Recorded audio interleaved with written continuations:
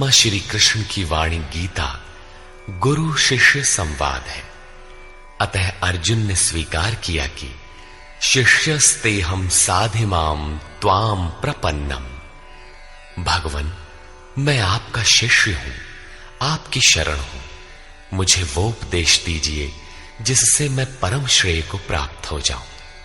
अतः उस परम गुरु के चरणों में गीता आरंभ करने से पूर्व ये स्तुति गुरु वंदना प्रस्तुत की जा रही है। ओम श्री सद्गुरुदेव भगवान की जय।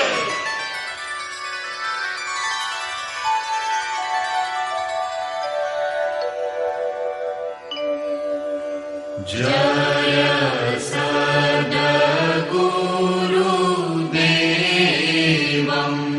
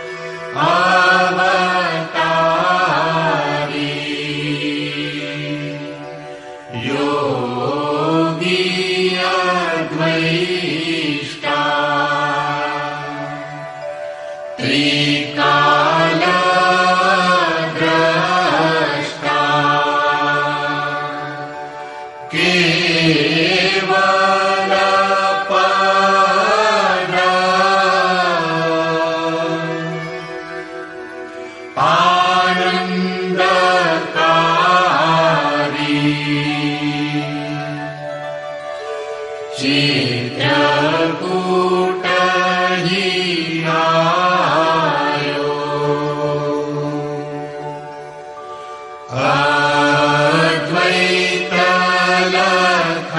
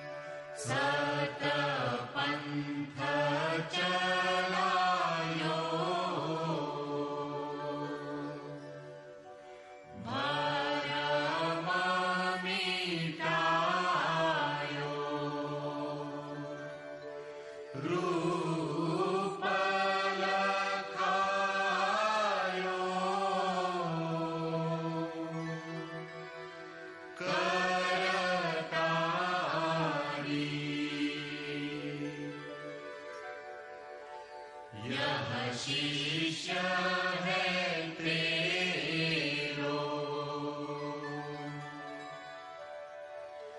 करतनी हो रो, मोह पर हेरो, प्राणधारी।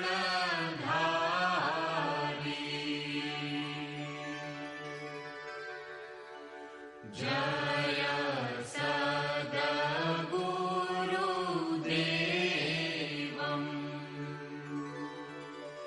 परमानन्दम्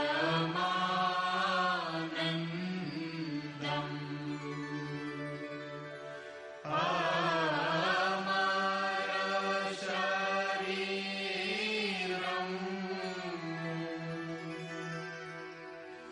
अविकारी।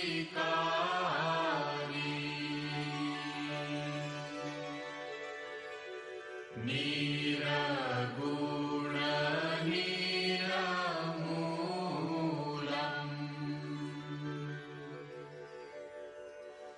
धरी स्थूलम्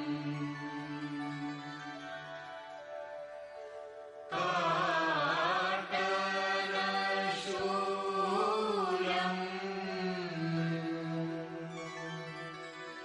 भवभारी।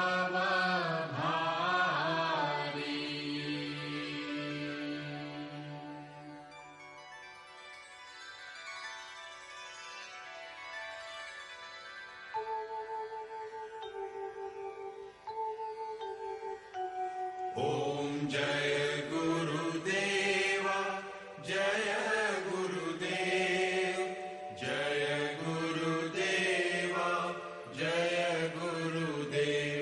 ओम जय गुरुदेव, जय गुरुदेव, जय गुरुदेव, जय गुरुदेव। ओम जय गुरुदेव, जय गुरुदेव, जय गुरुदेव, जय गुरुदेव। अमृतंश बहनों तथा भाइयों, जिन महापुरुष ने समस्त वेदों का संकलन किया, वेदांत शास्त्र का प्रवर्तन किया, महाभारत तथा भागवत जिनकी कृतियां हैं, उन्होंने शास्त्रों के रूप में किसी ग्रंथ को मान्यता दी तो वो है भगवान श्री कृष्णोक्त गीता। तरह तरह की पूजा पद्धतियां परस्पर विरोधी संगठन धर्म के नाम पर प्रचलित हैं, जबकि धर्म का लक्ष्य है एक परमात्मा की शोध। कल्याण स्वरूप वो परमात्मा एक है, उसे प्राप्त करने की निश्चित क्रिया का पालन धर्म है। जब परमात्मा एक है, उसे प्राप्त करने की क्रिया एक है, तो बहुत से पंथ क्यों? इसके समाधान के लिए प्रस्तुत है यथार्थ गीता का भावांश, ये गीता कैसेट। धर्म के सरल स्वरूप और उसकी प्राप्ति हेतु निर्धारित क्रिया का क्रमबद्ध तथा पूर्ण विवरण योगेश्वर श्री कृष्णोक्त गीता है।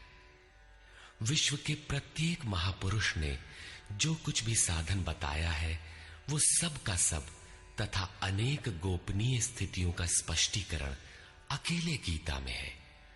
इसलिए संपूर्ण मानव जाति के कल्याण का अतर्क शास्त्र गीता है। महाभारत में संकेत है कि जब कौरवों और पांडवों की सेनाएं आमने सामने खड़ी हो गईं, तो संपूर्ण निशांतर कौरवों में प्रवेश कर गए और सभी देवता पांडवों में। इस कथन से महर्षि व्यास ने स्पष्ट कर दिया कि गीता के सभी पात्र देवता या असुर हैं तथा प्रतीकात्मक हैं। प्रत्येक मनुष्य के अंतःकरण में दैवी और आसुरी दो प्रकृतियां अनादिकाल से हैं। दैवी शक्तियों के सहयोग से जब मनुष्य अपने आत्म स्वरूप की ओर अग्रसर होता है, तो काम, क्रोध, राग, द्वेष इत्यादि आसुरी वृत्तियां बाधा के रूप में आक्रमण करती हैं। उनका पार पाना ही वास्तविक युद्ध है। अर्जुन श्रेय के लिए विकल था।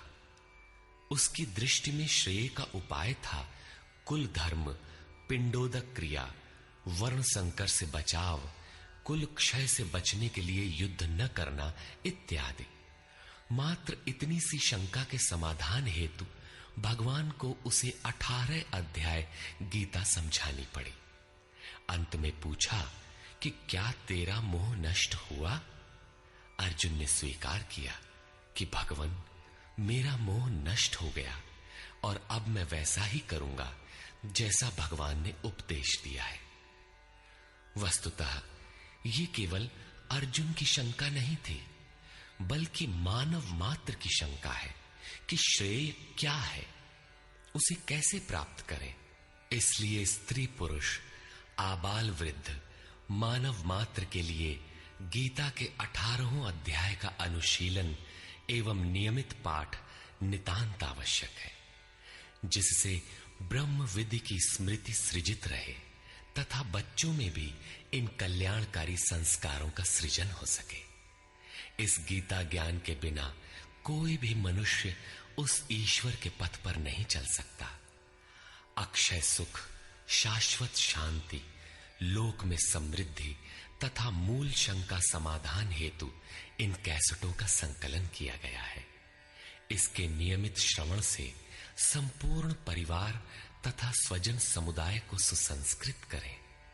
संसार में कहीं भी मनुष्य हो, उसके लिए गीता सदैव अमृत वाहिनी है। गीता आपका शास्त्र है। गौरव का विषय है कि 5000 वर्ष से भी अधिक अंतराल के बाद श्री कृष्ण का यथार्थ गायन आपके सम्मुख है। जन्म जन्मांतर की रूढ़ियों से ग्रस्त मस्तिष्क को स्वच्छ कर चिंतन के प्रशस्त पथ पर चलने के लिए इन कैसेटों का प्रसारण प्रातः अवश्य करें।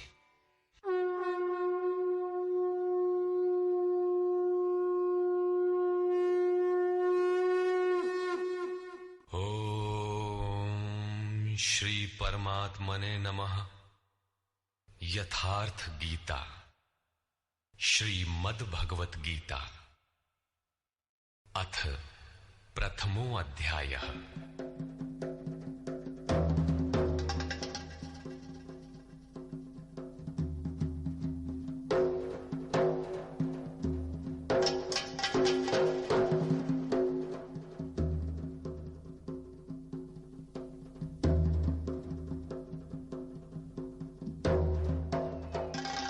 धृतराष्ट्र उवाच।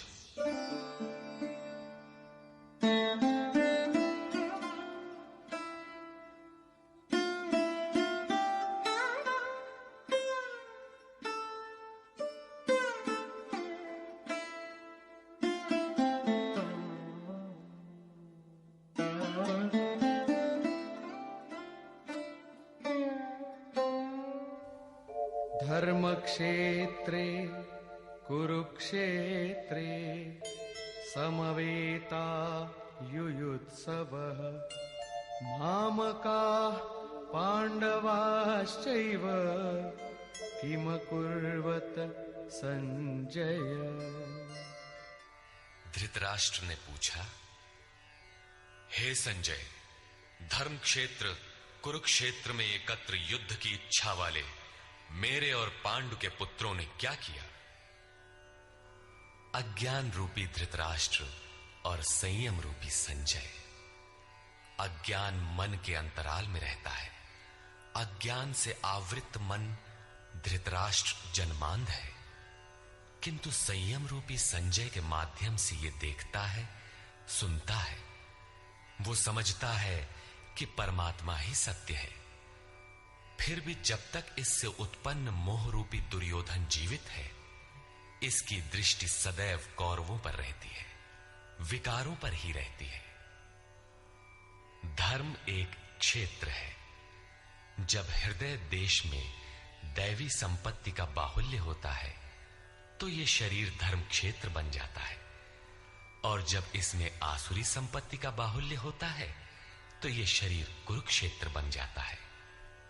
कुरु अर्थात करो। यह शब्द आदेशात्मक है। भगवान श्री कृष्ण कहते हैं, प्रकृति से उत्पन्न तीनों गुणों द्वारा परवश होकर मनुष्य कर्म करता है। वो क्षण मात्र भी कर्म किए बिना नहीं रह सकता। गुण उससे करा लेते हैं। तीनों गुण मनुष्य को देवता से कीट पर्यंत शरीरों में ही बांधते हैं। जब तक प्रकृति और प्रकृति से उत्पन्न गुण जीवित हैं, तब तक कुरु लगा रहेगा।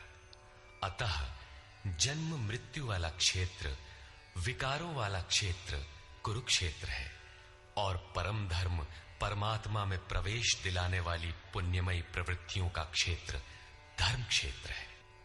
पुरातत्वविद पंजाब में काशी प्रयाग के मध्य तथा अनेकानेक स्थलों पर कुरुक्षेत्र की शोध में लगे हैं, किंतु गीताकार ने स्वयं बताया है कि जिस क्षेत्र में यह युद्ध हुआ वो कहां है। इदम शरीरम कौन्तेय क्षेत्र मित्य भिधीयते। अर्जुन, ये शरीर ही क्षेत्र है और जो इसको जानता है, इसका पार पा लेता है, वो क्षेत्रज्ञ है। आगे इन्होंने क्षेत्र का विस्तार बताया, जिसमें 10 इंद्रियां, मन, बुद्धि, अहंकार, 5 विकार और 3 गुणों का वर्णन है। शरीर ही क्षेत्र है, एक अखाड़ा है। इसमें लड़ने वाली प्रवृत्तियां 2 हैं, दैवी संपद और आसुरी संपद। पांडु की संतान और धृतराष्ट्र की संतान सजातीय और विजातीय प्रवृत्तियां। अनुभवी महापुरुष की शरण जाने पर इन दोनों प्रवृत्तियों में संघर्ष का सूत्रपात होता है। यह क्षेत्र क्षेत्रज्ञ का संघर्ष है और यही वास्तविक युद्ध है। विश्व युद्धों से इतिहास भरा पड़ा है, किंतु उनमें जीतने वालों को भी शाश्वत विजय नहीं मिलती। ये तो आपसी बदले हैं। प्रकृति का सर्वथा शमन करके प्रकृति से परे की सत्ता का दिग्दर्शन करना और उसमें प्रवेश पाना ही वास्तविक विजय है। यही एक ऐसी विजय है जिसके पीछे हार नहीं है। यही मुक्ति है जिसके पीछे जन्म मृत्यु का बंधन नहीं है। इस प्रकार अज्ञान से आच्छादित प्रत्येक मन संयम के द्वारा जानता है कि क्षेत्र क्षेत्रज्ञ के युद्ध में क्या हुआ। अब जैसा जिसके संयम का उत्थान है, वैसे वैसे उसे दृष्टि आती जाएगी। संजय उवाच। दृष्ट्वा तु पाण्डवानीकम् व्यूढम् दुर्योधनस्तदा आचार्यमुपसंगम्य राजा वचनमब्रवीत्। उस समय राजा दुर्योधन ने व्यूह रचना युक्त पांडवों की सेना को देखकर द्रोणाचार्य के पास जाकर ये वचन कहा। द्वैत के आचरण ही द्रोणाचार्य हैं। जब जानकारी हो जाती है कि हम परमात्मा से अलग हो गए हैं, वहां उसकी प्राप्ति के लिए तड़प पैदा हो जाती है। तभी हम गुरु की तलाश में निकलते हैं। दोनों प्रवृत्तियों के बीच यही प्राथमिक गुरु है। यद्यपि बाद के सद्गुरु योगेश्वर श्री कृष्ण होंगे, जो योग की स्थिति वाले होंगे। राजा दुर्योधन आचार्य के पास जाता है। मोह रूपी दुर्योधन। मोह संपूर्ण व्याधियों का मूल है। राजा है। दुर्योधन दुर अर्थात दूषित, योधन अर्थात वह धन। आत्मिक संपत्ति ही स्थिर संपत्ति है। उसमें जो दोष उत्पन्न करता है वो है मोह। ये प्रकृति की ओर खींचता है और वास्तविक जानकारी के लिए प्रेरणा भी प्रदान करता है। मोह है तभी तक पूछने का प्रश्न भी है, अन्यथा सभी पूर्ण ही हैं।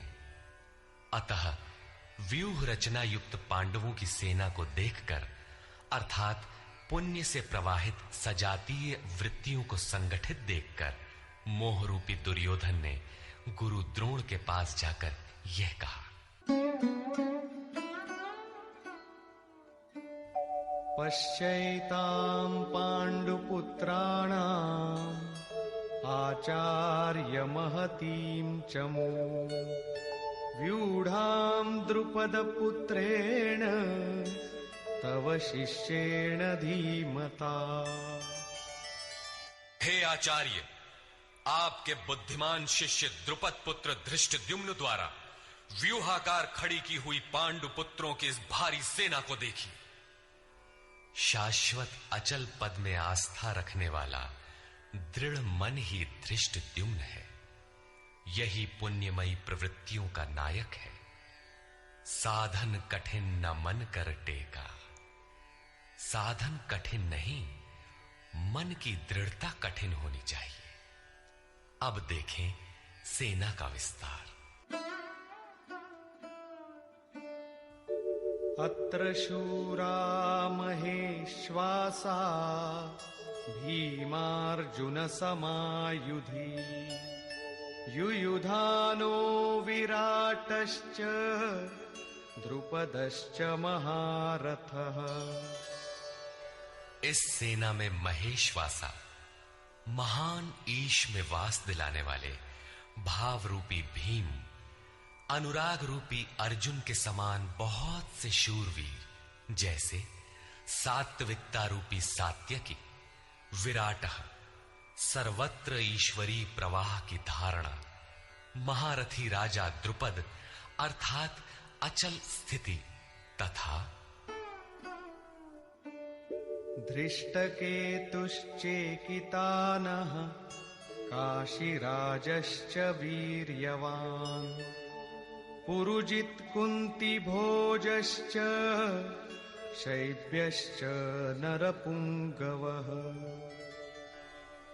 धृष्टकेतुः दृढ़ कर्तव्य, चेकितानः जहां भी जाए वहां से चित्त को खींचकर इष्ट में स्थिर करना, काशीराजः काया रूपी काशी में ही वो साम्राज्य है, पुरजित स्थूल सूक्ष्म और कारण शरीरों पर विजय दिलाने वाला पुरुजित, कुंती भोजः कर्तव्य से भव पर विजय, नरों में श्रेष्ठ शैव्य अर्थात सत्य व्यवहार।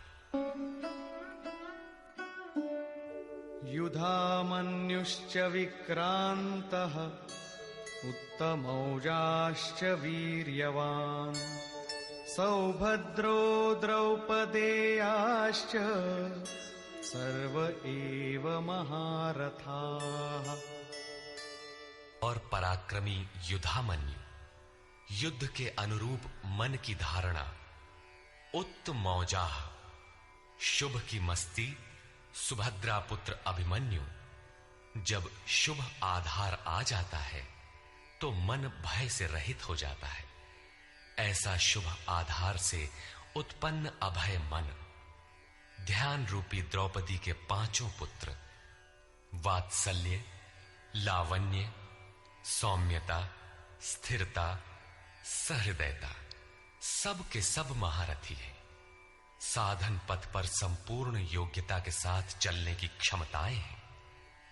इस प्रकार दुर्योधन ने पांडव पक्ष के 15-20 नाम गिनाए, जो दैवी संपद के महत्वपूर्ण अंग है। विजातीय प्रवृत्ति का राजा होते हुए भी मोह ही सजातीय प्रवृत्तियों को समझने के लिए बाध्य करता है। दुर्योधन अपना पक्ष संक्षेप में कहता है, यदि कोई बाह्य युद्ध होता तो अपनी फौज बढ़ा चढ़ा कर गिनाता, विकार कम गिनाए गए, क्योंकि उन पर विजय पाना है। वे नाशवान हैं। केवल 5-7 विकार बताए गए, जिनके अंतराल में संपूर्ण बहिर्मुखी प्रवृत्ति विद्यमान है, जैसे अस्माकं तु विशिष्टाये तान्निबोध द्विजोत्तम नायका मम सैन्यस्य संज्ञार्थं तान् ब्रवीमि ते। द्विजोत्तम, हमारे पक्ष में जो प्रधान हैं उन्हें भी आप समझ ले। आपको जानने के लिए मेरी सेना के जो नायक हैं उनको कहता हूं। बाह्य युद्ध में सेनापति के लिए द्विजोत्तम संबोधन असामयिक है। वस्तुतः गीता अंतःकरण की दो प्रवृत्तियों का संघर्ष है, जिसमें द्वैत का आचरण ही द्रोण है। जब तक हम लेश मात्र भी आराध्य से अलग हैं, तब तक प्रकृति विद्यमान है, द्वैत बना है। इस द्वि पर जय पाने की प्रेरणा प्रथम गुरु द्रोणाचार्य से मिलती है। अधूरी शिक्षा ही पूर्ण जानकारी के लिए प्रेरणा प्रदान करती है। वो पूजा स्थली नहीं, वहां शौर्य सूचक संबोधन होना चाहिए। विजातीय प्रवृत्ति के नायक कौन कौन हैं?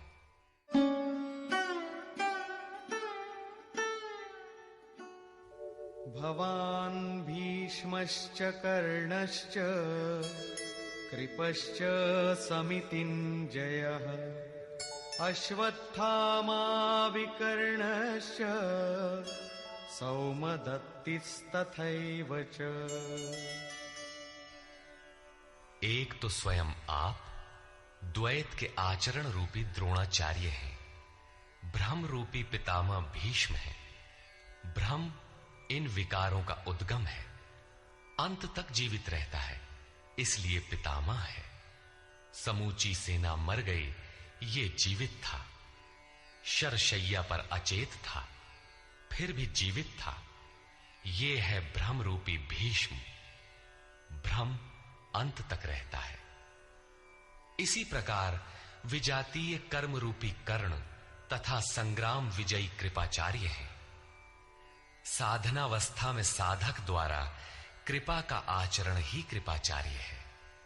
भगवान कृपाधाम है और प्राप्ति के पश्चात संत का भी वही स्वरूप है।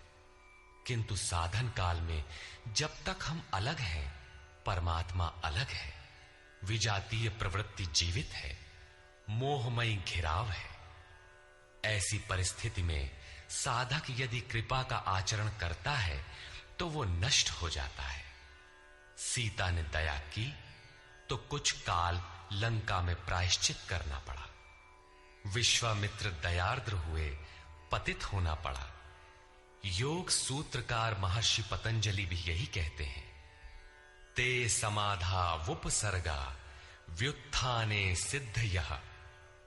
व्युत्थान काल में सिद्धियां प्रकट होती हैं, वे वास्तव में सिद्धियां हैं, किंतु कैवल्य प्राप्ति के लिए उतनी ही बड़ी विघ्न है जितने काम, क्रोध, लोभ, मोह इत्यादि। गोस्वामी तुलसीदास का भी यही निर्णय है।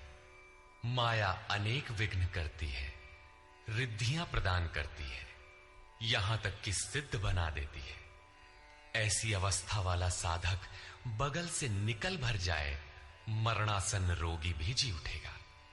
वो भले ठीक हो जाए, किंतु साधक उसे अपनी देन मान बैठे तो नष्ट हो जाएगा। एक रोगी के स्थान पर हजारों रोगी घेर लेंगे। भजन चिंतन का क्रम अवरुद्ध हो जाएगा और उधर बहकते बहकते प्रकृति का बाहुल्य हो जाएगा। यदि लक्ष्य दूर है और साधक कृपा करता है, तो कृपा का अकेला आचरण ही समितिंजय समूची सेना को जीत लेगा। इसलिए साधक को पूर्ति पर्यंत इससे सतर्क रहना चाहिए। दया बिनु संत कसाई, दया करी तो आफत आई। लेकिन अधूरी अवस्था में यह विजातीय प्रवृत्ति का दुर्धर्ष योद्धा है। इसी प्रकार आसक्ति रूपी अश्वत्थामा, विकल्प रूपी विकर्ण और भ्रममयी श्वास ही भूरि श्रवा है। ये सभी बहिर्मुखी प्रवाह के नायक हैं।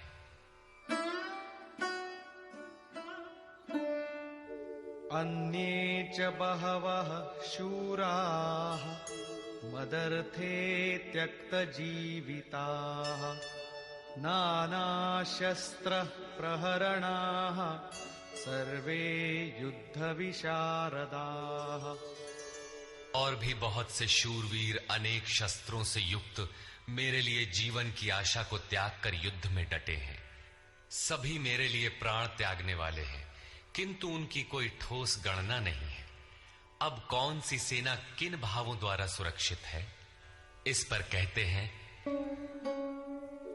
अपर्याप्तं तदस्माकं बलं भीष्माभिरक्षितम् पर्याप्तं त्विदमेतेषां बलं भीमाभिरक्षितम्।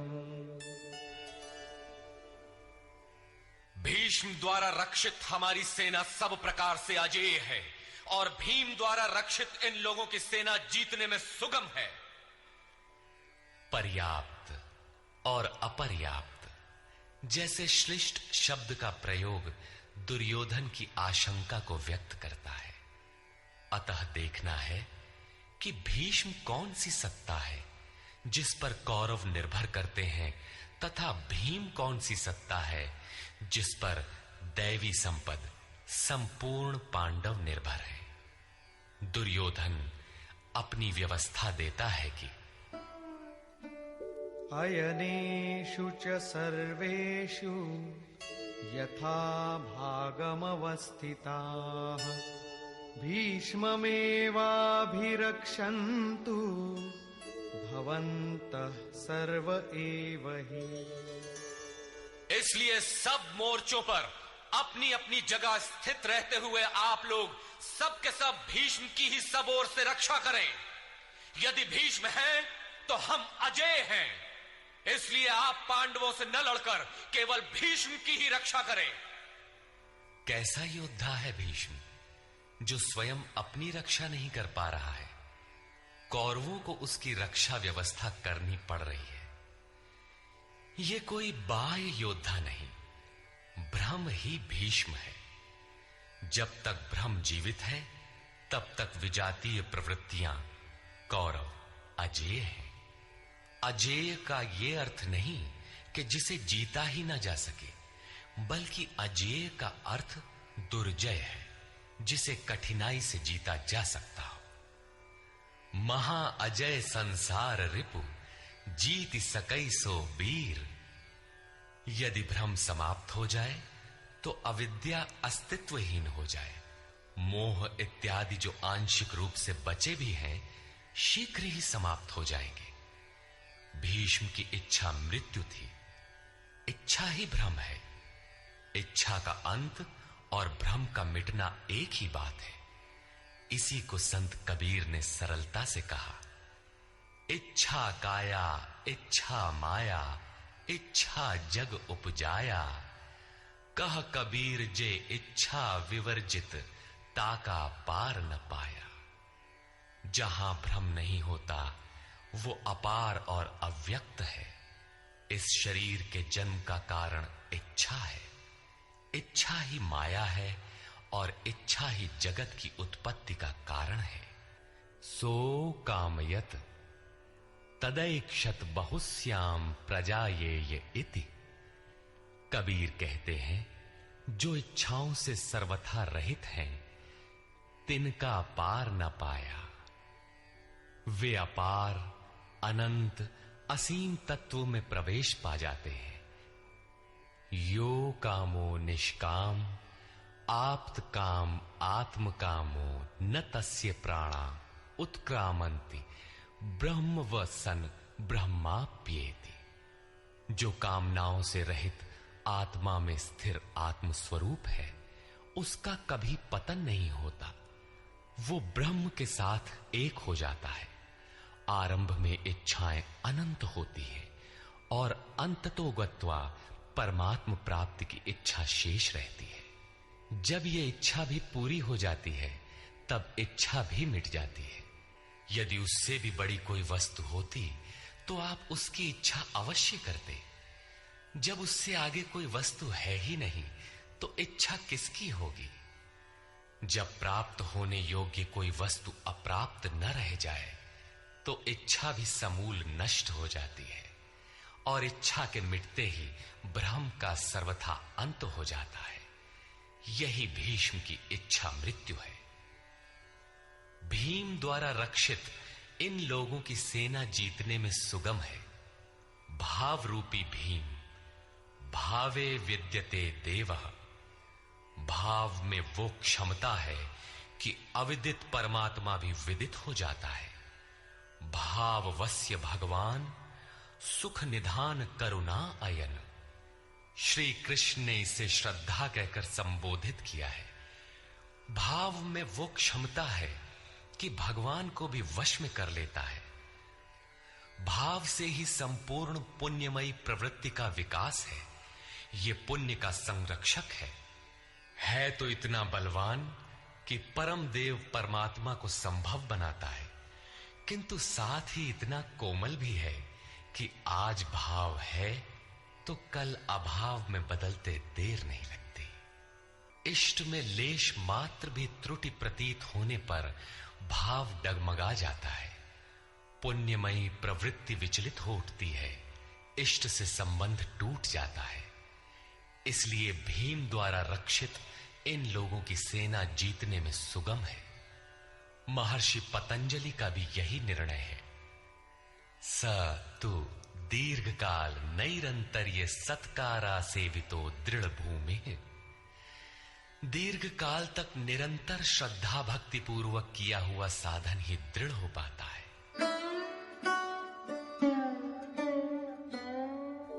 तस्य संजनयन् हर्षं कुरु वृद्धः पितामहः। सिंहनादं विनद्योच्चैः शंखं दद्मौ प्रतापवान्। इस प्रकार अपने बलाबल का निर्णय लेकर शंख ध्वनि हुई। शंख ध्वनि पात्रों के पराक्रम की घोषणा है कि जीतने पर कौन सा पात्र आपको क्या देगा। कौरवों में वृद्ध प्रतापवान पितामह भीष्म ने उस दुर्योधन के हृदय में हर्ष उत्पन्न करते हुए उच्च स्वर से सिंहनाद के समान भयप्रद शंख बजाया। सिंह प्रकृति से भयावह पहलू का प्रतीक है। घोर जंगल के नीरव एकांत में शेर की दहाड़ कान में पड़ जाए तो रोंगटे खड़े हो जाएंगे, हृदय कांपने लगेगा। यद्यपि शेर आपसे मीलों दूर है। भय प्रकृति में होता है, परमात्मा में नहीं। वो तो अभय सत्ता है। भ्रम रूपी भीष्म यदि विजयी होता है तो प्रकृति के जिस भयारण्य में आप हैं उससे भी अधिक भय के आवरण में बांध देगा। भय की एक परत और बढ़ जाएगी, भय का आवरण घना हो उठेगा। ये भ्रम इसके अतिरिक्त और कुछ नहीं दे सकेगा। अतः प्रकृति से निवृत्ति ही गंतव्य का मार्ग है। संसार में प्रवृत्ति तो भवाटवी है, घोर अंधकार की छाया है। इसके आगे कौरवों की कोई घोषणा नहीं है।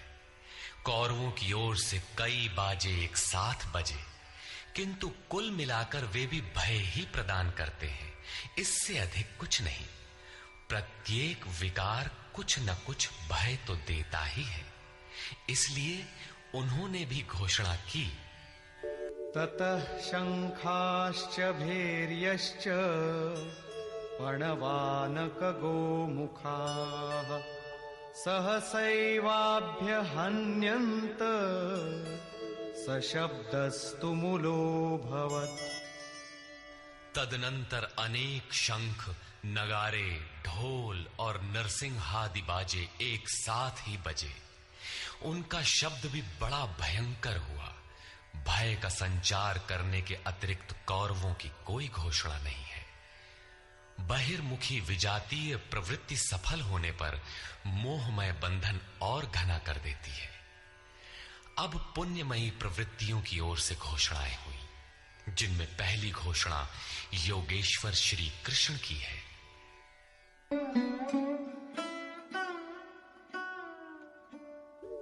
ततः श्वेतैर्हयैर्युक्ते महती स्यन्दने स्थितौ माधवः पाण्डवश्चैव दिव्यौ शंखौ प्रदध्मतु। इसके उपरांत श्वेत घोड़ों से युक्त, जिनमें लेश मात्र कालिमा दोष नहीं है, श्वेत सात्विक निर्मलता का प्रतीक है। महति स्यन्दने, महान रथ पर बैठे हुए योगेश्वर श्री कृष्ण और अर्जुन ने भी अलौकिक शंख बजाए। अलौकिक का अर्थ है लोकों से परे, मृत्युलोक, देवलोक, ब्रह्मलोक, जहां तक जन्म मरण का भय है, उन समस्त लोकों से परे पारलौकिक, पारमार्थिक स्थिति प्रदान करने की घोषणा योगेश्वर श्री कृष्ण की है।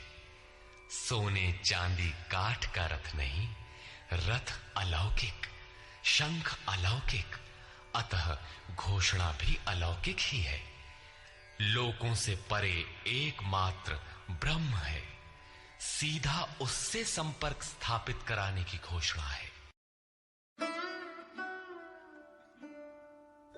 पांचजन्यं ऋषिकेशो देवदत्तं धनञ्जयः पौण्ड्रं दध्मौ महाशंखं भीमकर्मावृकोदरः। ऋषिकेशः, जो हृदय के सर्वस्व ज्ञाता है, उन कृष्ण ने 5 जन्य शंख बजाया। पांचों ज्ञानेंद्रियों को पंच तन्मात्राओं शब्द, स्पर्श, रूप, रस, गंध के रसों से समेटकर अपने जन भक्त की श्रेणी में ढालने की घोषणा की। विकराल रूप से बहकती हुई इंद्रियों को समेटकर उन्हें अपने सेवक की श्रेणी में खड़ा कर देना हृदय से प्रेरक सद्गुरु की देन है। श्री कृष्ण एक योगेश्वर सद्गुरु थे। शिष्यस्तेहम, भगवन मैं आपका शिष्य हूं। बाह्य विषय वस्तुओं को छोड़कर ध्यान में इष्ट के अतिरिक्त दूसरा न देखें, दूसरा न सुने, न दूसरे का स्पर्श करें। ये सद्गुरु के अनुभव संचार पर निर्भर करता है। देवदत्तम धनंजयः, दैवी संपत्ति को अधीन करने वाला अनुराग ही अर्जुन है। इष्ट के अनुरूप लगाव, जिसमें विरह, वैराग्य, अश्रुपात हो। गदगद गिरा नयन बह नीरा, रोमांच हो। इष्ट के अतिरिक्त अन्य विषय वस्तु का लेश मात्र टकराव न होने पाए, उसी को अनुराग कहते हैं।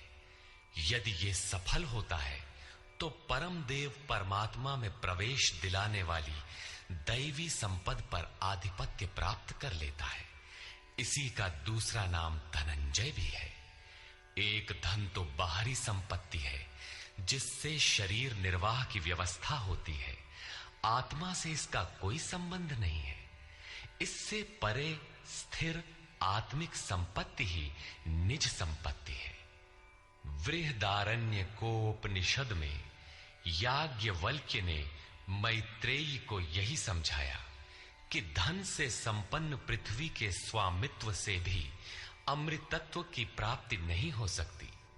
उसका उपाय आत्मिक संपत्ति है। भयानक कर्म वाले भीमसेन ने पौंड्र अर्थात प्रीति नामक महाशंख बजाया। भाव का उद्गम और निवास स्थान हृदय है, इसलिए इसका नाम वृकोदर है। आपका भाव लगाव बच्चे में होता है, किंतु वस्तुतः वो लगाव आपके हृदय में है, जो बच्चे में जाकर मूर्त होता है। ये भाव अथाह और महान बलशाली है। उसने प्रीति नामक महाशंख बजाया। भाव में ही वो प्रीति निहित है, इसीलिए भीम ने पौंड्र प्रीति नामक महाशंख बजाया। भाव महान बलवान है, किंतु प्रीति संचार के माध्यम से। हरि व्यापक सर्वत्र समाना, प्रेम ते प्रकट हो ही मैं जाना। अनंत विजयं राजा कुंती पुत्रो युधिष्ठिरः, नकुलः सहदेवश्च सुघोषमणिपुष्पकौ। कुंती पुत्र राजा युधिष्ठिर ने अनंत विजय नामक शंख बजाया। कर्तव्य रूपी कुंती और धर्म रूपी युधिष्ठिर। धर्म पर स्थिरता रहेगी तो अनंत विजयम, अनंत परमात्मा में स्थिति दिलाएगा। युद्धे स्थिरः सह युधिष्ठिरः। प्रकृति पुरुष क्षेत्र क्षेत्रज्ञ के संघर्ष में स्थिर रहता है, महान दुख से भी विचलित नहीं होता। तो एक दिन जो अनंत है, जिसका अंत नहीं है, वो है परम तत्व परमात्मा, उस पर विजय दिला देता है। नियम रूपी नकुल ने सुघोष नामक शंख बजाया। ज्यों ज्यों नियम उन्नत होगा, अशुभ का शमन होता जाएगा, शुभ घोषित होता जाएगा। सत्संग रूपी सहदेव ने मणि पुष्पक शंख बजाया। मनीषियों ने प्रत्येक श्वास को बहुमूल्य मणि की संज्ञा दी है। हीरा जैसी श्वासा बातों में बीती जाए। एक सत्संग तो वो है जो आप सत्पुरुषों की वाणी से सुनते हैं, किंतु यथार्थ सत्संग आंतरिक है। श्री कृष्ण के अनुसार आत्मा ही सत्य है, सनातन है। चित्त सब ओर से सिमटकर आत्मा की संगत करने लगे, यही वास्तविक सत्संग है। ये सत्संग चिंतन, ध्यान और समाधि के अभ्यास से संपन्न होता है। ज्यों-ज्यों सत्य के सान्निध्य में सुरत टिकती जाएगी, त्यों-त्यों एक एक श्वास पर नियंत्रण मिलता जाएगा। मन सहित इंद्रियों का निरोध होता जाएगा। जिस दिन सर्वथा निरोध होगा, वस्तु प्राप्त हो जाएगी। वाद्य यंत्रों की तरह चित्त का आत्मा के स्वर में स्वर मिलाकर संगत करना ही सत्संग है। बाह्य मणि कठोर है, किंतु श्वास मणि पुष्प से भी कोमल है। पुष्प तो विकसित होने या टूटने पर कुम्हलाता है, किंतु आप अगले श्वास तक जीवित रहने की गारंटी नहीं दे सकते। किंतु सत्संग सफल होने पर प्रत्येक श्वास पर नियंत्रण दिलाकर परम लक्ष्य की प्राप्ति करा देता है। इसके आगे पांडवों की कोई घोषणा नहीं है, किंतु प्रत्येक साधन कुछ न कुछ निर्मलता के पथ में दूरी तय करता है। आगे कहते हैं,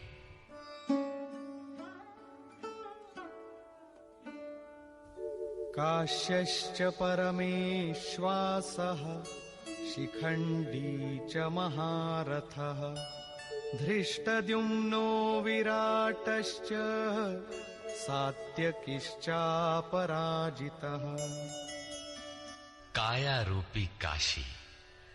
पुरुष जब सब ओर से मन सहित इंद्रियों को समेटकर काया में ही केंद्रित करता है, तो परमेश्वासः, परम ईश में वास का अधिकारी हो जाता है।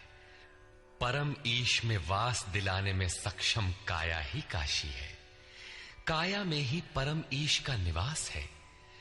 परमेश्वास का अर्थ श्रेष्ठ धनुष वाला नहीं, बल्कि परम धन ईश धन वास है। शिखा सूत्र का त्याग ही शिखंडी है।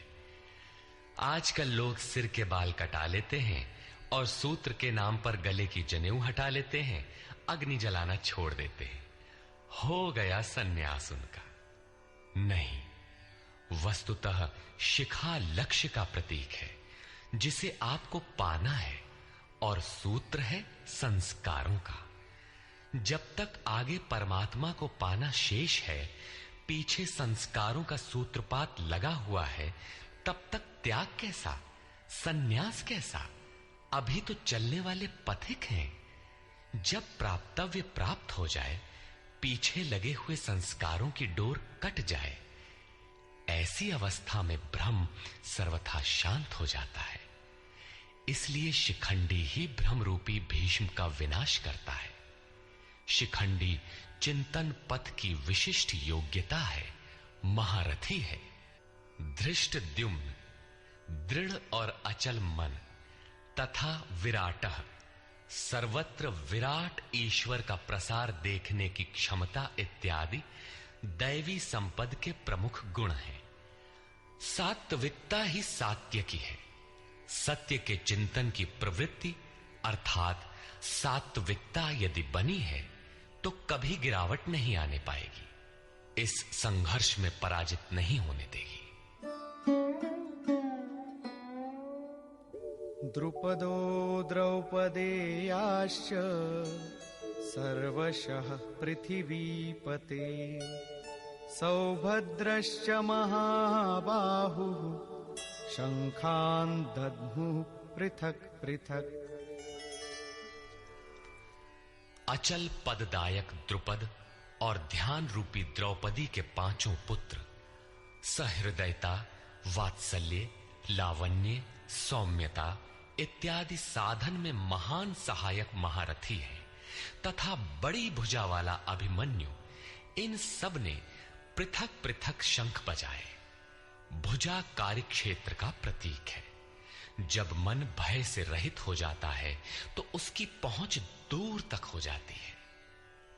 हे राजन, इन सब ने अलग अलग शंख बजाए, कुछ न कुछ दूरी सभी तय कराते हैं।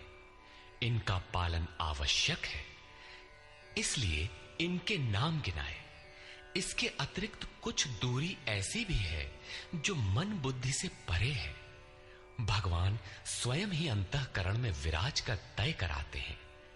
इधर दृष्टि बनकर आत्मा से खड़े हो जाते हैं और सामने स्वयं खड़ा होकर अपना परिचय करा लेते हैं।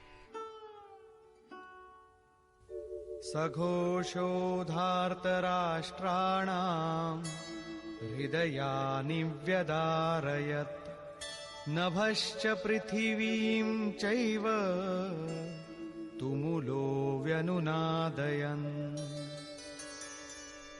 उस घोर शब्द ने आकाश और पृथ्वी को भी शब्दायमान करते हुए धृतराष्ट्र पुत्रों के हृदय विदीर्ण कर दिए। सेना तो पांडवों की ओर भी थी, किंतु हृदय विदीर्ण हुए धृतराष्ट्र पुत्रों के। वस्तुतः पांचजन्य दैवी शक्ति पर आधिपत्य, अनंत पर विजय, अशुभ का शमन और शुभ की घोषणा धारावाही होने लगे तो कुरुक्षेत्र आसुरी संपद, बहिर्मुखी प्रवृत्तियों का हृदय विदीर्ण हो जाएगा। उनका बल शनैः शनैः क्षीण होने लगता है। सर्वथा सफलता मिलने पर मोहमयी प्रवृत्तियां सर्वथा शांत हो जाती हैं।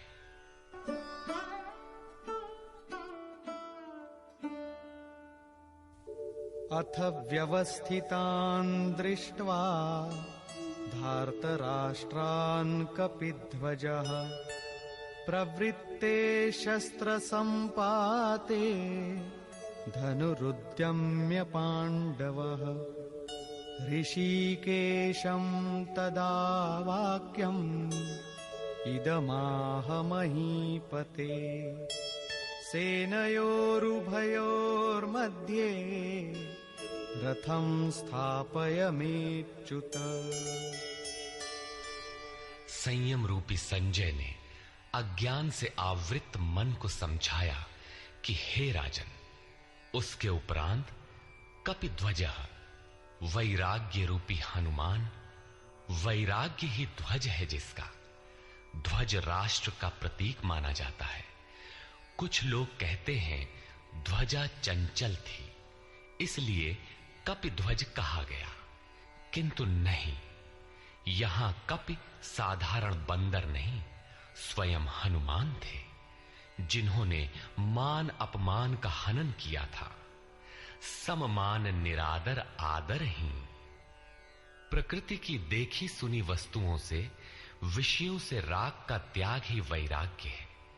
अतः वैराग्य ही जिसकी ध्वजा है, उस अर्जुन ने व्यवस्थित रूप से धृतराष्ट्र पुत्रों को खड़े देखकर शस्त्र चलने की तैयारी के समय धनुष उठाकर ऋषिकेशम, जो हृदय के सर्वस्व ज्ञाता है, उन योगेश्वर श्री कृष्ण से ये वचन कहा, हे अच्युत, जो कभी च्युत नहीं होता, मेरे रथ को दोनों सेनाओं के बीच खड़ा करिए।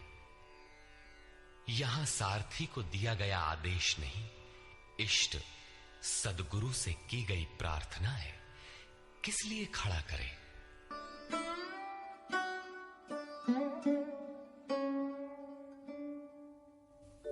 यावदेतान्निरीक्षेऽहम् योद्धुकामानवस्थितान् कैर्मया सह योद्धव्यम् अस्मिन् रणसमुद्यमे।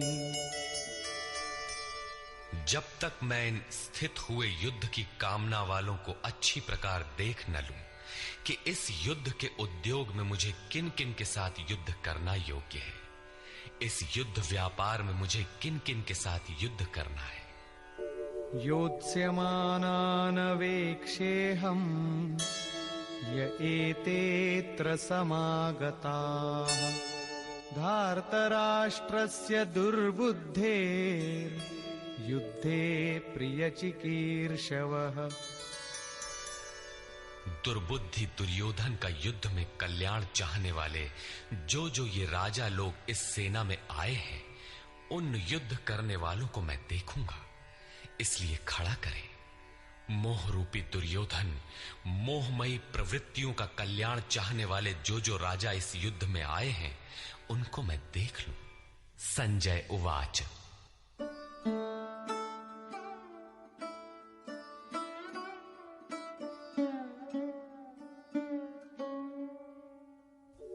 एवमुक्तो ऋषिकेशो गुडाकेशेन भारत सेनयोरुभयोर्मध्ये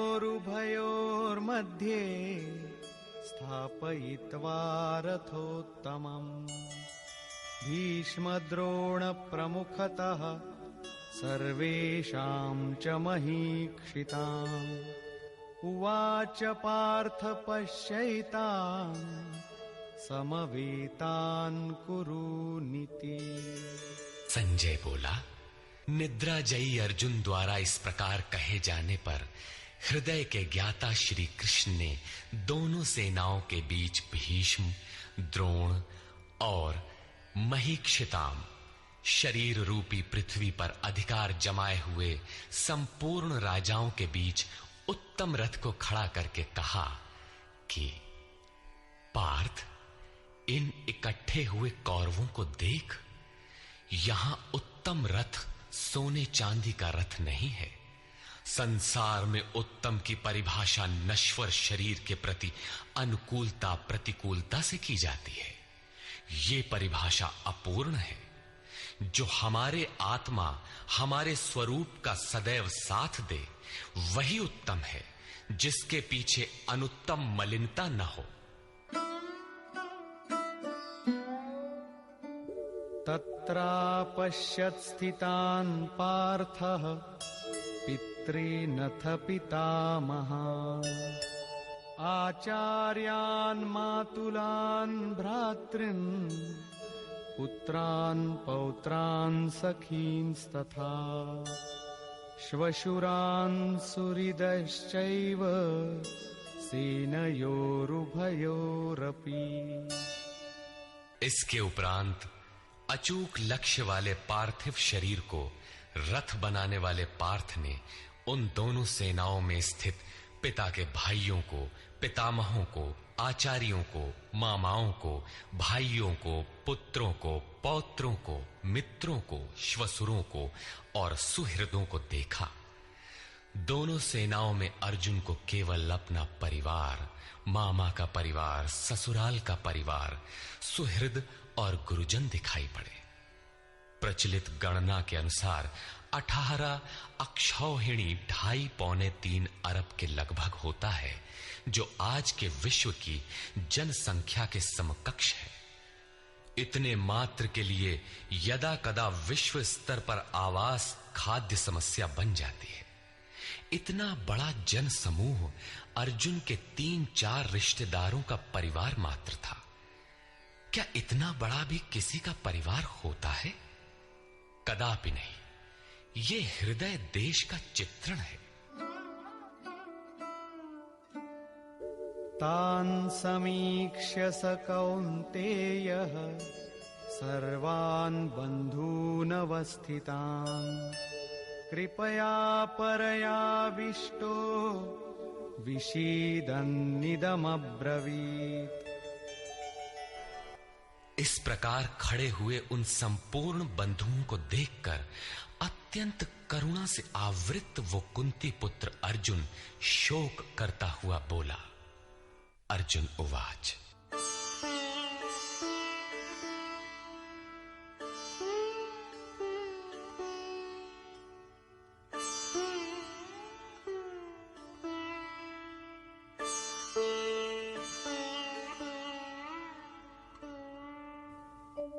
दृष्ट्वेमं स्वजनं कृष्ण युयुत्सुं समुपस्थितम् सीदन्ति मम गात्राणि मुखं च परिशुष्यति वेपथुश्च शरीरे मे रोमहर्षश्च जायते। हे कृष्ण, इस युद्ध की इच्छा वाले खड़े हुए स्वजन समुदाय को देखकर मेरे अंग शिथिल हुए जाते हैं, मुख सूखा जाता है और मेरे शरीर में कंप तथा रोमांच हो रहा है। इतना ही नहीं, गांडीवं स्रंसते हस्तात् त्वक्चैव परिदह्यते न च शक्नोम्यवस्थातुं भ्रमतीव च मे मनः। हाथ से गांडीव गिरता है, त्वचा भी जल रही है। अर्जुन को ज्वर सा हो आया, संतप्त हो उठा कि ये कैसा युद्ध है जिसमें स्वजन ही खड़े हैं। अर्जुन को भ्रम हो गया। वो कहता है, अब मैं खड़ा रह पाने में भी अपने को असमर्थ पा रहा हूं। अब आगे देखने की सामर्थ्य नहीं है। निमित्तानि च पश्यामि विपरीतानि केशव न च श्रेयोनुपश्यामि हत्वा स्वजनमाहवे। हे केशव, इस युद्ध का लक्षण भी विपरीत ही देखता हूं। युद्ध में अपने कुल को मारकर परम कल्याण भी नहीं देखता हूं। कुल को मारने से कल्याण कैसे होगा?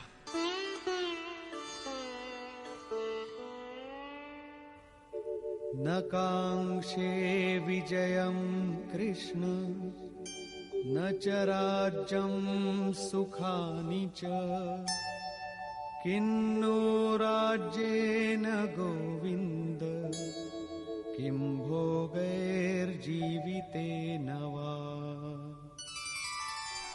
संपूर्ण परिवार युद्ध के मुहाने पर है। इन्हें युद्ध में मारकर विजय से मिलने वाला राज्य और राज्य से मिलने वाला सुख अर्जुन को नहीं चाहिए। वो कहता है, हे श्री कृष्ण, मैं विजय नहीं चाहता, राज्य तथा सुख भी नहीं चाहता। हे गोविंद, हमें राज्य या भोग अथवा जीवन से भी क्या प्रयोजन है? क्यों?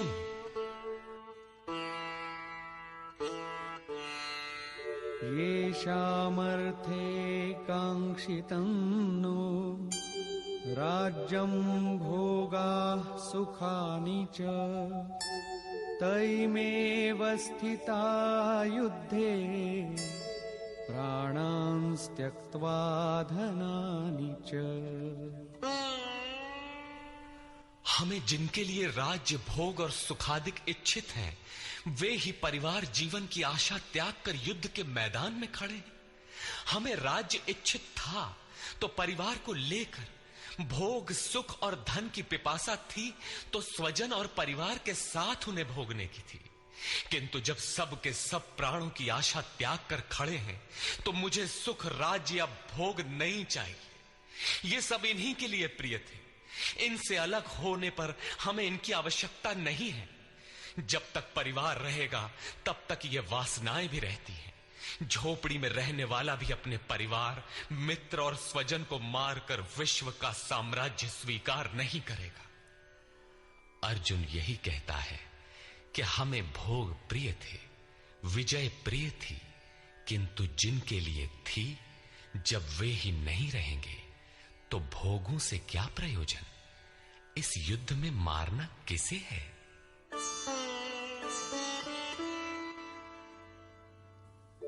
आचार्याः पितरः पुत्राः तथैव च पितामहाः मातुलाः श्वशुराः पौत्राः शालाः संबंधिनस्तथा। इस युद्ध में ताऊ, चाचे, लड़के और इसी प्रकार दादा, मामा, श्वसुर, पोते, साले तथा समस्त संबंधी ही हैं।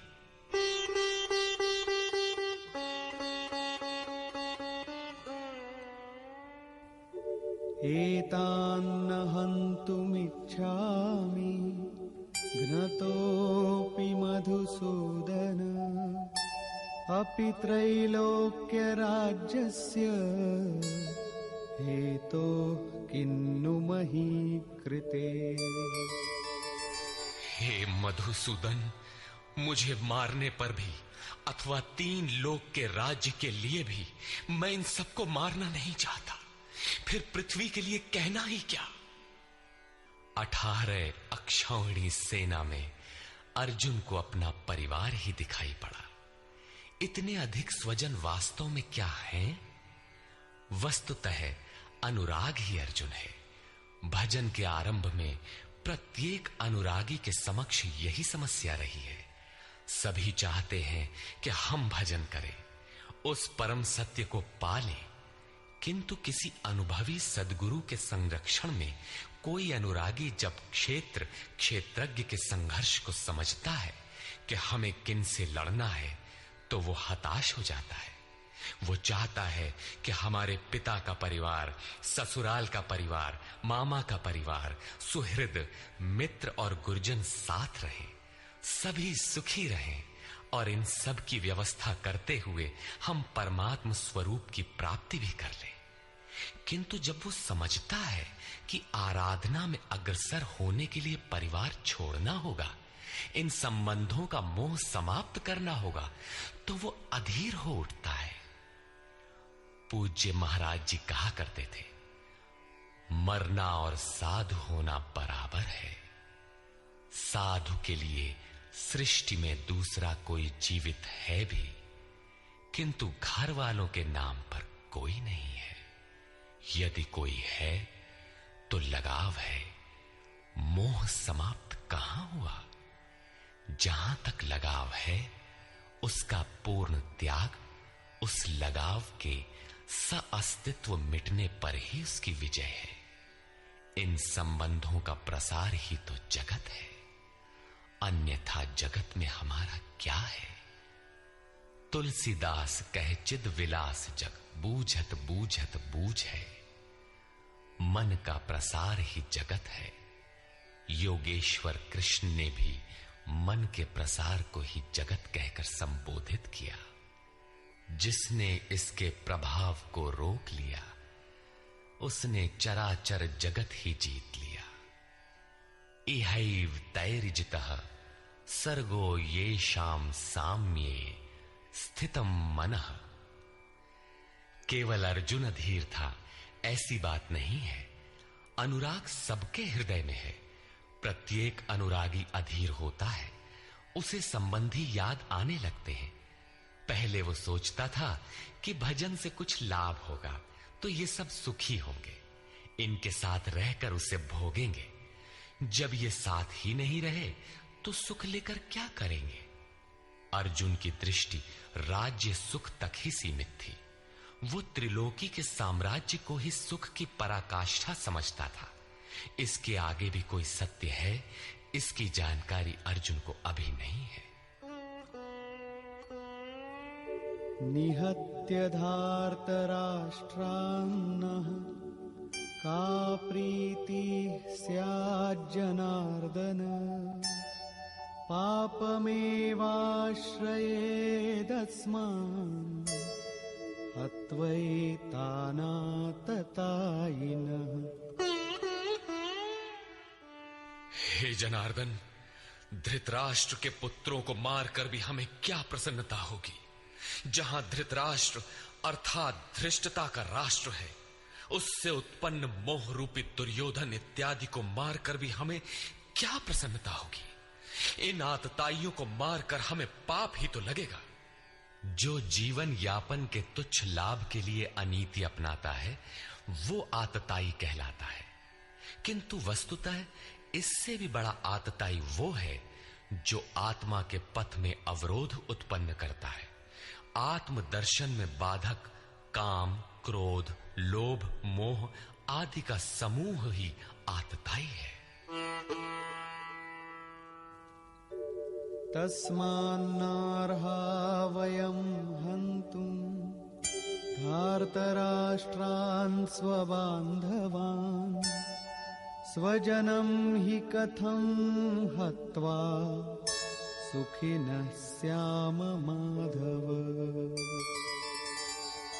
इससे हे माधव, अपने बांधव धृतराष्ट्र के पुत्रों को मारने के लिए हम योग्य नहीं हैं। स्वबांधव कैसे? वे तो शत्रु थे ना। वस्तुतः शरीर के रिश्ते अज्ञान से उत्पन्न होते हैं। ये मामा है, ससुराल है, स्वजन समुदाय है, ये सब अज्ञान ही तो है। जब शरीर ही नश्वर है, तब इसके रिश्ते ही कहां रहेंगे। मोह है तभी तक सुहृद है, हमारा परिवार है, हमारी दुनिया है। मोह नहीं तो कुछ भी नहीं। इसीलिए वे शत्रु भी अर्जुन को स्वजन दिखाई पड़े। वो कहता है कि अपने कुटुंब को मारकर हम कैसे सुखी होंगे। यदि अज्ञान और मोह न रहे तो कुटुंब का अस्तित्व न हो। ये अज्ञान ज्ञान का प्रेरक भी है।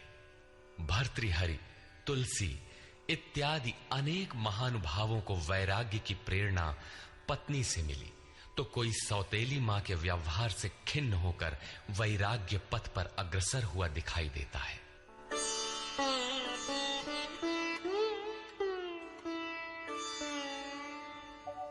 यद्यप्येतेन पश्यन्ति लोभोपहत चेतसः कुलक्षयकृतं दोषं मित्रद्रोहे च पातकम्। यद्यपि लोभ से भ्रष्ट चित्त हुए ये लोग कुल नाश के दोष और मित्र द्रोह के पाप को नहीं देखते हैं। ये उनकी कमी है। फिर भी कथं न ज्ञेयमस्माभिः पापादस्मान्निवर्तितुं कुलक्षयकृतं दोषं प्रपश्यद्भिर्जनार्दन। हे जनार्दन, कुल नाश से होने वाले दोषों को जानने वाले हम लोगों को इस पाप से हटने के लिए क्यों नहीं विचार करना चाहिए। मैं ही पाप करता हूं ऐसी बात नहीं, आप भी भूल करने जा रहे हैं। कृष्ण पर भी आरोप लगाया। अभी वो समझ में अपने को कृष्ण से कम नहीं मानता। प्रत्येक नया साधक सद्गुरु की शरण जाने पर इसी प्रकार तर्क करता है और अपने को जानकारी में कम नहीं समझता। यही अर्जुन भी कहता है कि ये भले न समझें, किंतु हम आप तो समझदार हैं। कुल नाश के दोषों पर हमें विचार करना चाहिए। कुल नाश में दोष क्या है? कुलक्षये प्रणश्यन्ति कुलधर्माः सनातनाः धर्मे नष्टे कुलं कृत्स्नम् अधर्मोऽभिभवत्युत। कुल के नाश होने से सनातन कुल धर्म नष्ट हो जाते हैं। अर्जुन कुल धर्म कुलाचार को ही सनातन धर्म समझ रहा था। धर्म के नाश होने पर संपूर्ण कुल को पाप भी बहुत दबा लेता है। अधर्माभिभवात् कृष्ण प्रदुष्यन्ति कुलस्त्रियः स्त्रीषु दुष्टासु वार्ष्णेय जायते वर्णसंकरः। हे कृष्ण, पाप के अधिक बढ़ जाने से कुल की स्त्रियां दूषित हो जाती हैं। हे वार्ष्णेय, स्त्रियों के दूषित होने पर वर्ण संकर उत्पन्न होता है। अर्जुन की मान्यता थी कि कुल की स्त्रियों के दूषित होने से वर्ण संकर होता है, किंतु श्री कृष्ण ने इसका खंडन करते हुए आगे बताया कि मैं अथवा स्वरूप में स्थित महापुरुष यदि आराधना क्रम में भ्रम उत्पन्न कर दे तब वर्ण संकर होता है। वर्ण संकर के दोषों पर अर्जुन प्रकाश डालता है।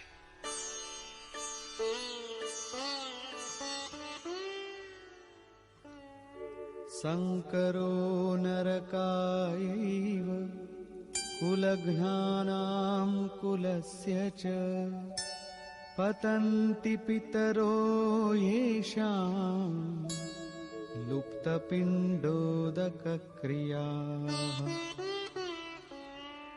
वर्ण संकर कुल घातियों और कुल को नरक में ले जाने के लिए ही होता है। लुप्त हुई पिंड क्रिया वाले इनके पितर लोग भी गिर जाते हैं। वर्तमान नष्ट हो जाता है, अतीत के पितर गिर जाते हैं और भविष्य वाले भी गिरेंगे। इतना ही नहीं, दोषैरेतैः कुलघ्नानां वर्णसंकरकारकैः उत्साद्यन्ते जातिधर्माः कुलधर्माश्च शाश्वताः। इन वर्ण संकर कारक दोषों से कुल और कुलघातियों के सनातन कुल धर्म और जाति धर्म नष्ट हो जाते हैं। अर्जुन मानता था कि कुल धर्म सनातन है, कुल धर्म ही शाश्वत है, किंतु श्री कृष्ण ने इसका खंडन किया और आगे बताया कि आत्मा ही सनातन शाश्वत धर्म है। वास्तविक सनातन धर्म को जानने से पहले मनुष्य धर्म के नाम पर किसी न किसी रूढ़ि को जानता है। ठीक इसी प्रकार अर्जुन भी जानता है जो कृष्ण के शब्दों में एक रूढ़ि है। उत्सन्न कुलधर्माणां मनुष्याणां जनार्दन नरके नियतं वासो भवतीत्यनुशुश्रुम। हे जनार्दन, नष्ट हुए कुल धर्म वाले मनुष्यों का अनंत काल तक नरक में वास होता है, ऐसा हमने सुना है। कुल धर्म ही नहीं नष्ट होता, बल्कि शाश्वत सनातन धर्म भी नष्ट हो जाता है। जब धर्म ही नष्ट हो गया तो ऐसे पुरुष का अनंत काल तक नरक में निवास होता है, ऐसा हमने सुना है, देखा नहीं, सुना है। अहो बत महत् पापं कर्तुं व्यवसिता वयं यद्राज्य सुखलोभेन हन्तुं स्वजनमुद्यताः। अहो, शोक है कि हम लोग बुद्धिमान होकर भी महान पाप करने को तैयार हुए हैं। राज्य और सुख के लोभ से अपने कुल को मारने के लिए उद्यत हुए हैं। अभी अर्जुन अपने को कम ज्ञाता नहीं समझता। आरंभ में प्रत्येक साधक इसी प्रकार बोलता है। महात्मा बुद्ध का कथन है कि मनुष्य जब अधूरी जानकारी रखता है तो अपने को महान ज्ञानी समझता है, और जब आधे से आगे की जानकारी हासिल करने लगता है तो अपने को महान मूर्ख समझता है। ठीक इसी प्रकार अर्जुन भी अपने को ज्ञानी ही समझता है। वो कृष्ण को ही समझाता है कि उस पाप से परम कल्याण हो, ऐसी बात भी नहीं।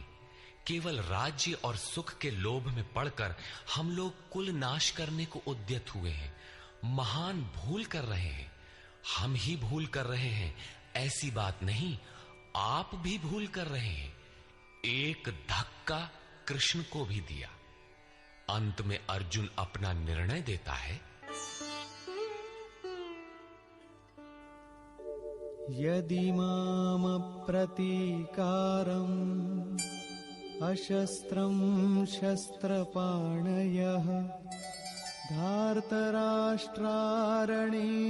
हन्युः तन्मे क्षेमतरं भवेत्।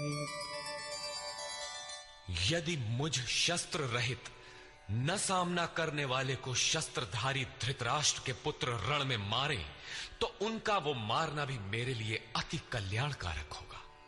इतिहास तो कहेगा कि अर्जुन समझदार था, जिसने अपनी बलि देकर युद्ध बचा लिया।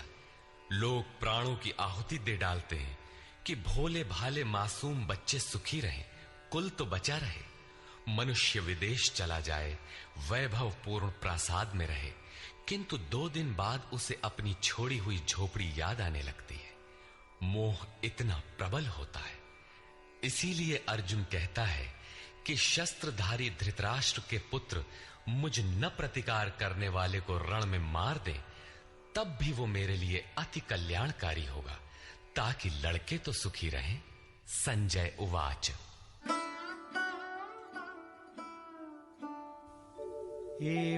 एवमुक्त्वार्जुनः संख्ये रथोपस्थ उपाविशत् विसृज्य सशरं चापं शोकसंविघ्नमानसः। संजय बोला कि रणभूमि में शोक से उद्विग्न मन वाला अर्जुन इस प्रकार कहकर बाण सहित धनुष को त्याग कर रथ के पिछले भाग में बैठ गया, अर्थात क्षेत्र क्षेत्रज्ञ के संघर्ष में भाग लेने से पीछे हट गया।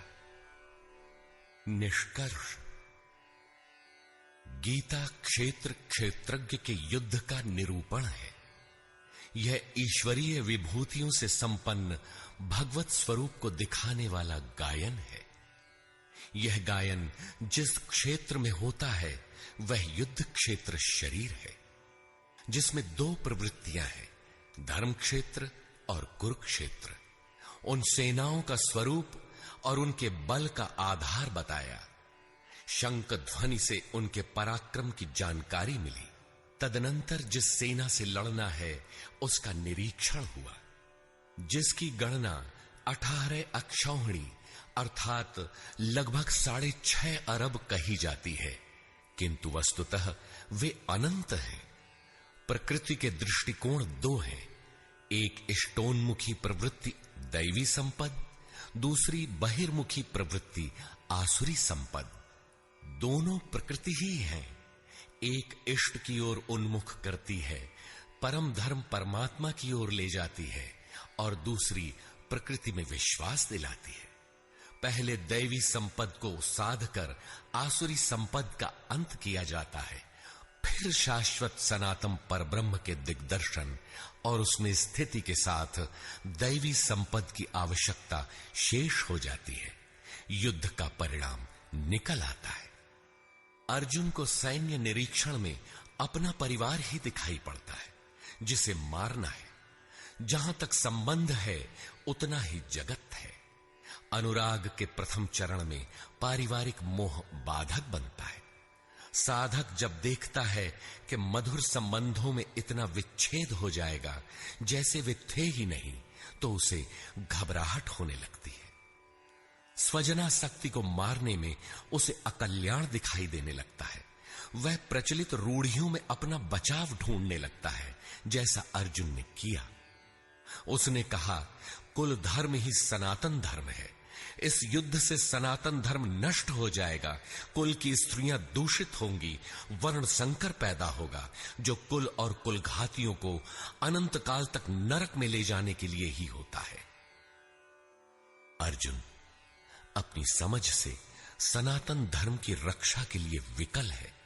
उसने श्री कृष्ण से अनुरोध किया कि हम लोग समझदार होकर भी यह महान पाप क्यों करें। अर्थात श्री कृष्ण भी पाप करने जा रहे हैं। अंततोगत्वा पाप से बचने के लिए मैं युद्ध नहीं करूंगा, ऐसा कहता हुआ हताश अर्जुन रथ के पिछले भाग में बैठ गया। क्षेत्रज्ञ के संघर्ष से पीछे हट गया। टीकाकारों ने इस अध्याय को अर्जुन विषाद योग कहा है। अर्जुन अनुराग का प्रतीक है।